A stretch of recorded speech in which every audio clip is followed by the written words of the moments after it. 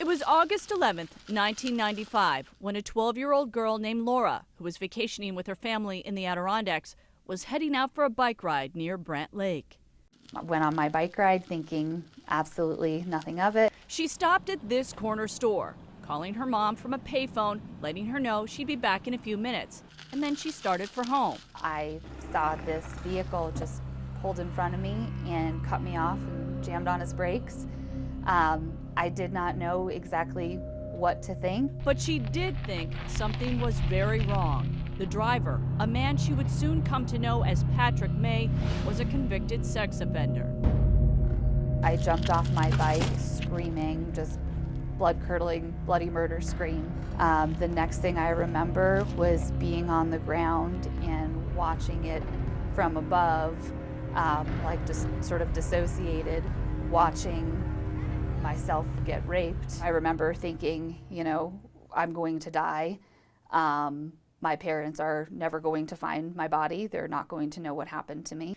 At just 12 years of age, Laura knew that she'd have to rely on sheer will and her smarts if she were to survive. And I remember just looking at the back of his license plate and repeating it over and over and over again. She also tried outsmarting her attacker by playing dead. And I just dangled there as he strangled me, and he did not stop.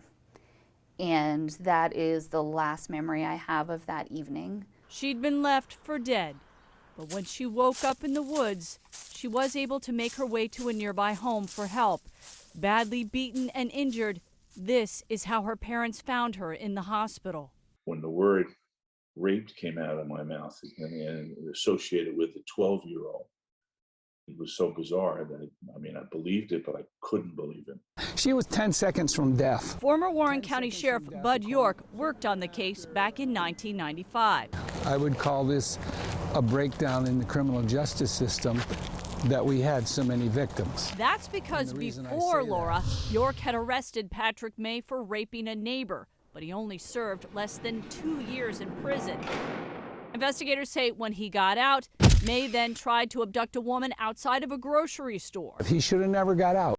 At sentencing for attacking Laura, there was flat denial on the part of May, trying to shift the blame on her recall of what happened.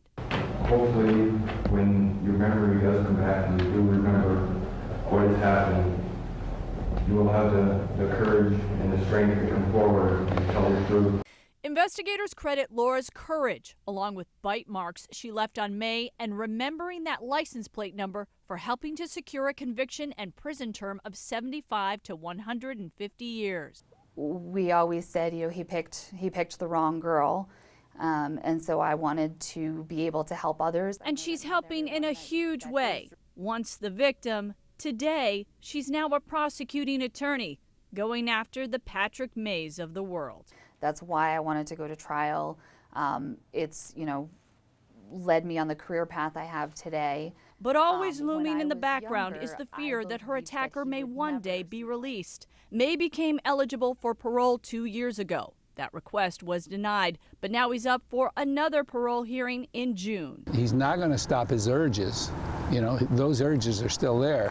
To ensure that Patrick May stays behind bars, every 2 years, Laura's parents conduct a letter-writing campaign, asking everyone they know, and even those they don't, to write letters to the parole board. Anybody that can get involved, because this isn't just us. It could be your kid. It could be anybody. Thinking that he murdered me and left me for dead in an area where people dump their garbage, because that is the regard that he had for my life, he should never, ever, ever be free.